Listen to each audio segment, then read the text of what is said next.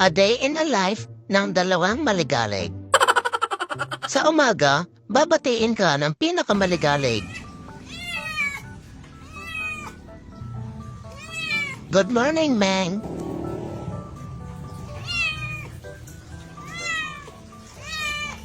Araw-araw tong ganito si Chloe.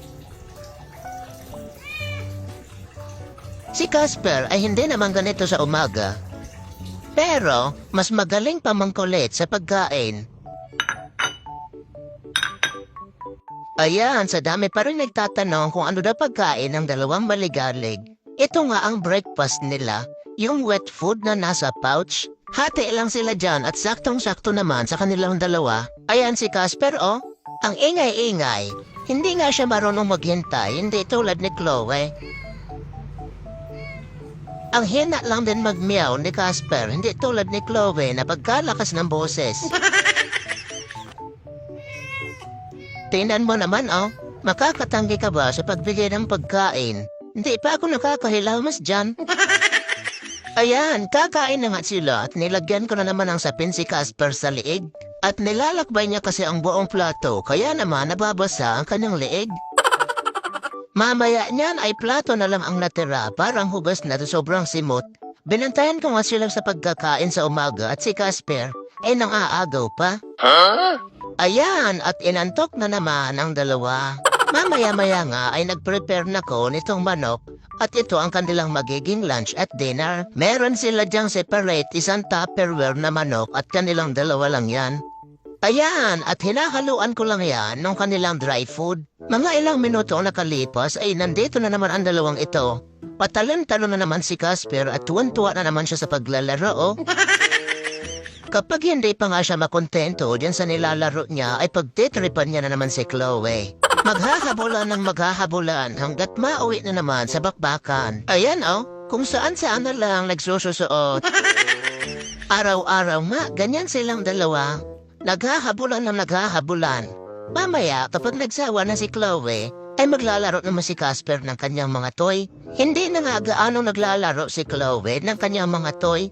Ayan, oh, pinapanood niya na lang si Casper. Simula nung dumating si Casper dito, ay bihira na lang siya maglaro. Napunta lang ang atensyon niya kay Casper kung hindi silang dalawa ang naglalaro, ay nagbubugbugan. Ayan, oh, pinapanood niya lang si Casper. Siguro, sa isip niya ay ganyan din siya nung bata pa. Marunong na din mag-football si Casper, oh. At nakakatawa nga yan kapag naglalaro ng mga toy at naglolokso-lokso pa. Diyos ko, sa panonood lang sa paglalaro ng dalawang ito ay naubos na ang oras ko. Mamaya-maya nga ay inantok na ang dalawa. Malapit na kasi magtanghali sa mga oras na yan. Ano, Casper? Napagod ka na sa paglalaro sa mga toy? Hindi pa yan sila matutulog at maghihintay pa yan ng tanghalian. Ay! May exhibition pa talaga, ha? At ayan na nga, nagsisimula na naman ang digmaan. May patambling pa si Chloe. Ay! Grabe naman magulat si Casper. May expression pa talaga. Ayan na, nagsisimula na naman kayong dalawa, ha? Hindi na naman kayo nagtitigil. Si Casper lagi ang nagsisimula ng bakbakan. Tingnan mo yan, oh. Marunong na talaga siya kung paano sasalakayin si Chloe. Araw-araw na lang ang sabungan dito, ah. Tingnan mo si Casper, oh. Ay! Siya talaga ang nangungunang sumugod. Grabe naman, Casper. Sa liit mong yan, ang tapang-tapang mo na. Ay! Kakalinis ko lang, abay puno na naman ang balahibo ang sahig. Tingnan mo si Casper, oh. Sa murang edad ay naging mandirigma na. Aba, teka. Anong itsura yan, Casper? Hindi na kayo nagkakalayo ni Chloe. Ba't ganito ang mga anak ko? Puro mandirigma? Huwag ka nang lumapit, Chloe. Lalapit pa rin talaga. Hindi kayo napapagod na dalawa? Kanina pa kayo takbo ng takbo. Mamaya niyan, tingnan nyo at para na naman kayo mga aso. Hindi pa nga yan tumitigil sa lagay na yan. Hanggat sa hindi ko ikulong ang isa ay hindi sila titigil. Tingnan mo, ayan na naman, oh. Naghahabola na naman. Si Casper naman yan ang nagtatago at binabantayan ni Chloe. Ano, hindi pa rin kayo titigil?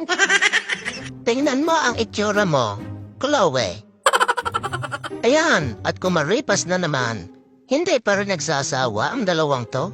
Tingnan mo naman. Ayan ang sinasabi sa hula. Nagmukhang aso na naman. Hindi pa rin tumigil talaga.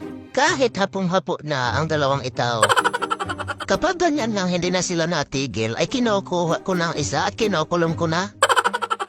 Tingnan mo ang itsura mo, Casper, oh. Diyos ko naman, nakikipagsabayan ka pa kasi kay Chloe.